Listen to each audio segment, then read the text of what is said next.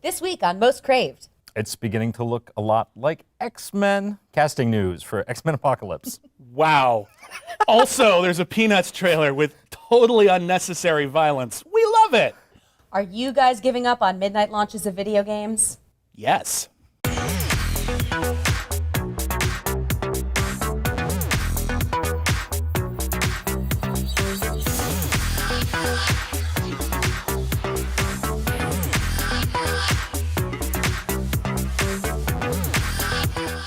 One of the big pieces of news this week in the movie world is X-Men Apocalypse casting news. We've heard a number of mutants rumored in the past. The newest report says that we're going to see a new actor and actress play Scott Summers and Jean Grey. And there's even a list of names. It looks like they're aiming a little for an A-list actress with the Jean Grey role. We've heard Elle Fanning is up for the part, Haley Steinfeld, and Chloe Grace Moritz. Meanwhile, on the flip side, for the Scott Summers role, we have Timothy Chalamet, who people may remember from Interstellar. He played the young Casey Affleck. We don't remember that. Ben Hardy from EastEnders. Sure. Wow. And Charlie Rowe, who is currently on Red Band Society. Good for them. Yeah, no, I actually like this, and the fact that they're going for A-list actors for Jean Grey means that she could be a larger part of the movie. That was another one of the interesting things is they said that these are characters that they're casting now. They're going to appear in future films. We had previously heard that X-Men Apocalypse was going to conclude the First Class trilogy. It looks like this is the timeline we're going to be sticking with moving forward, though. Well, the timeline was so broken before. If you'll recall, the first X-Men, which came out around 1999, 2000, took place in the near future when Scott Summers was in his late 20s. And then in X-Men Origins Wolverine, we met Scott Summers in 1981 when he was in his late teens.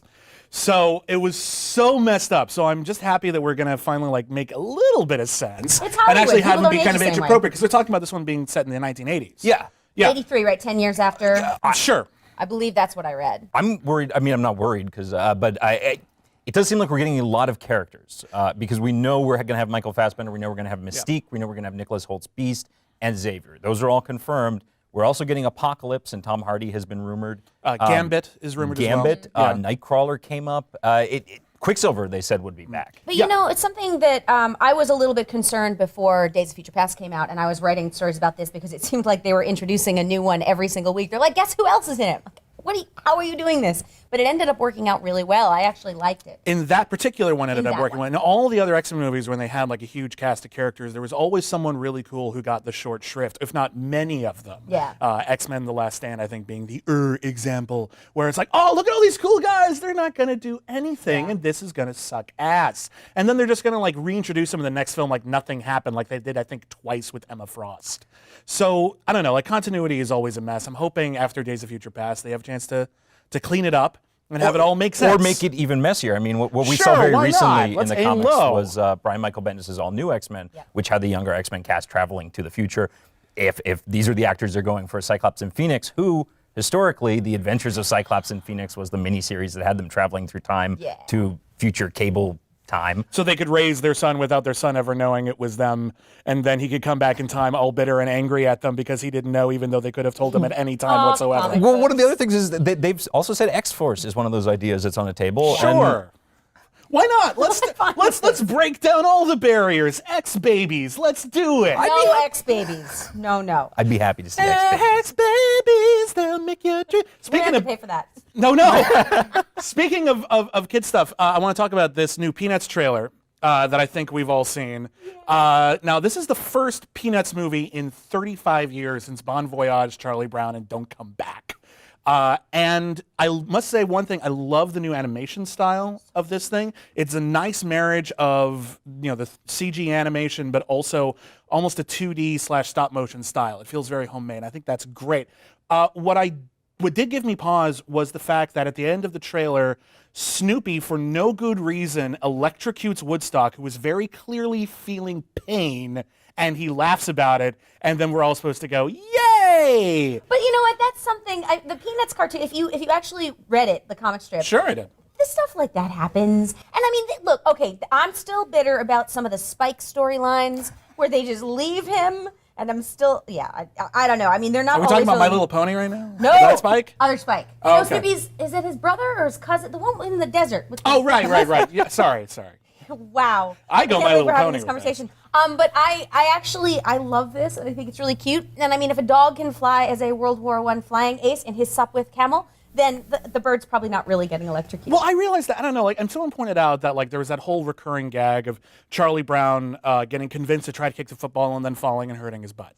Fine. But if you look at all of those strips, even though it is just the same gag over and over again, it's about, like, existential determinism and ennui. It's about, like, there's a recurring motif in the Charlie Brown stories, movies, TV, doesn't matter, that's all about treating, like, childhood misery seriously and with sensitivity, and going for a cheap gag like that, like, that's just based on dumb violence. It doesn't strike me. And I'm not saying it's going to suck. It might just be something that bothers me in the trailer. It might. Maybe I'm overthinking this, but it bugs me. The song in the middle bothered me in the trailer. The rest of it I loved. Okay. I thought it was a sweet trailer. I get your point, but I mean, we'll see if in the final film it may not have nothing to do with anything. It may not, but, like, it's how they're promoting it. Mm-hmm. And the very least, they stopped promoting it as the first Peanuts movie, and I'm like, this is like the 5th or 6th theatrically released Peanuts movie. Well, they had a great gag with that in the Muppet movie this year too. Yeah, that's true. But that was a gag. When they started promoting the Peanuts movie, they were serious and said it was like the first one. I'm like, shut up, just shut up. I'm sorry, I think it's shut the up. cutest Well, thing am I ever. overreacting, audience? Let us know in the comments. Let us know. It wouldn't be the first time I've overreacted. It would be the second time. Do you hate everything? No. I'm totally teasing. Just my totally life. teasing you. No, I'm good. Yeah. I'm All good. right. Well, I wanted to move on to a video game thing. I know you guys aren't like crazy psycho gamers like I am. I used to be, but I have to focus on film now. Yeah. I got the World of Warcraft expansion last night. And I waited. I didn't get it on the release date for a very specific reason. Well, partially it was to bid farewell to my family and friends because I won't see them for the next year. But the other reason was because I assumed when it launched there were going to be problems, and there were. There were so many problems between a DDoS attack and lag times and issues with the servers that Blizzard actually apologized and added free time onto subscriptions. And this is something we've been seeing pretty much nonstop. We've seen it with Call of Duty.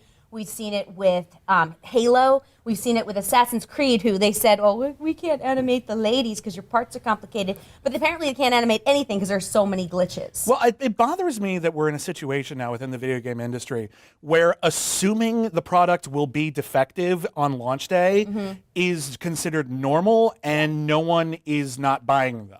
Like that, when you release a defective product and then you use the actual end user as quality assurance testers, like, oh, we'll let them figure out if it's wrong and then we'll release a patch. Or even just, we know it's screwed up, but we have to hit this date. Yeah. And we won't push it back to make sure that people get a quality product. How is that not just horrible business? Yeah, and I mean, sometimes it is. Sometimes it's the game. Sometimes it's the servers that aren't upgraded. But Sure. like, with Halo, okay.